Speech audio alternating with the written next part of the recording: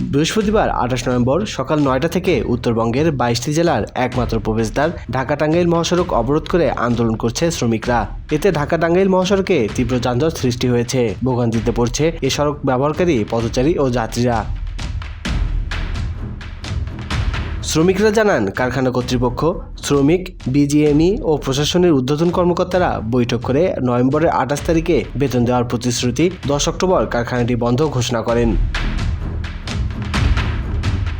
তারা আরও জানান, ২৮ নভেম্বর কারখানা থেকে কোনো মেসেজ না পাওয়ায় শ্রমিকরা বাধ্য হয়ে ঢাকা-টাঙ্গাইল মহাসড়কে যান চলাচল আটকে অবরোধ করে আন্দোলন করছে।